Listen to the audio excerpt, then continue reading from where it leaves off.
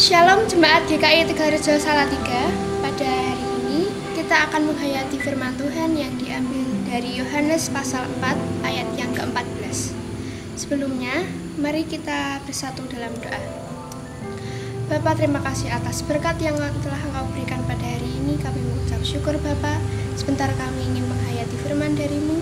Kiranya Engkau memberikan kami kuasa Roh Kudus-Mu untuk menghayati firman pada hari ini. Dalam nama Tuhan Yesus kami sudah berdoa. Amin.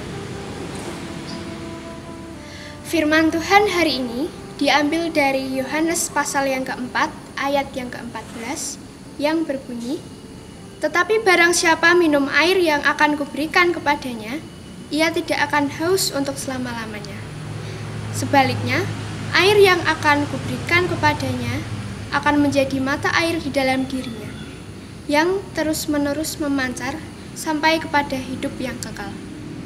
Demikianlah firman Tuhan, yang berbahagia ialah mereka yang mendengarkannya dan memeliharanya. Tema yang diambil pada hari ini adalah makan dan minum, saduran dari buku Daily Lenten Readings karya Henry J.M. Nouwen. Dalam masa 40 hari Prapaskah, kita menanti Paskah. Seperti biasanya, Paskah akan datang lagi. Hari-hari yang panjang, musim berganti berulang seperti biasanya. Matahari setiap pagi membawa kehangatan baru, dan seekor burung berkicau. Matahari pun kembali tenggelam. Semua berjalan dengan sendirinya. Hari ini, ya Tuhan, saya membaca firman bahwa Tuhan berbicara dengan wanita Samaria. Siapapun yang meminum air yang akan kuberikan, tidak akan pernah haus lagi. Air yang kuberikan akan berubah menjadi mata air di dalam dirinya, mengalir menuju kehidupan yang kekal. Apa maknanya? Saya ingin menghayatinya dalam persiapan saya menyambut Paskah. Air yang Tuhan berikan berubah menjadi mata air, itu pun saya ingin menerimanya, supaya hati saya selalu merasa cukup dan selalu merasa lega, karena kasih Tuhan ada dalam diri saya. Sehingga saya tidak perlu khawatir untuk bisa membagikan pada yang lain yang membutuhkan. Saya menyadari biasanya yang menyebabkan saya tidak mampu memberi bukan karena saya tidak punya sesuatu untuk diberikan, tapi karena hati saya masih merasa kurang.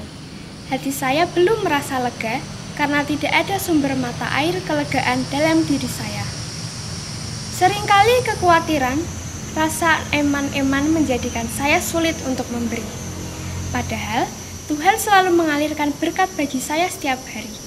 Saya ingin menghayati mata air kelegaan dalam hati saya, supaya saya dapat dengan bebas membiarkan air keluar dari hati saya, dan memberikan siapa saja yang ingin meminumnya melalui kasih dan memberi yang saya lakukan.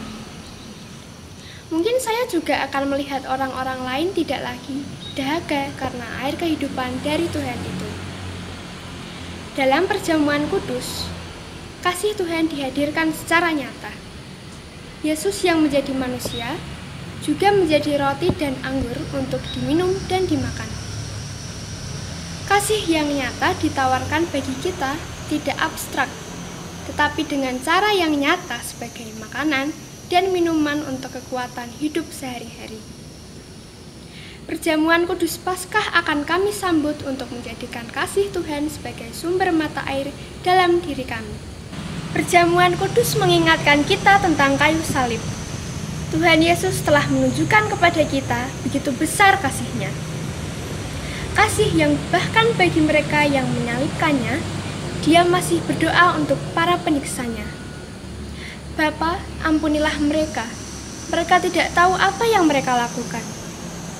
Kasih Yesus kepada musuh-musuhnya tidak mengenal batas. Dia berdoa bahkan bagi mereka yang membunuhnya. Inilah kasih Tuhan yang sungguh tak terbatas, karena kasih itu adalah sumber kehidupan, sumber mata air yang memberi kelegaan dan damai dalam hati. Sekalipun jalan hidup kita sempit, dalam penderitaan ada sukacita dan kedamaian sejati dalam kasih-Nya. Mari kita berdoa sebagaimana Mazmur 42 ayat 2 dan Mazmur 36 ayat 10. Seperti rusa yang merindukan sungai yang berair, demikianlah jiwaku merindukan Engkau, ya Allah. Sebab padamu ada sumber hayat, di dalam terang-Mu kami melihat terang. Amin.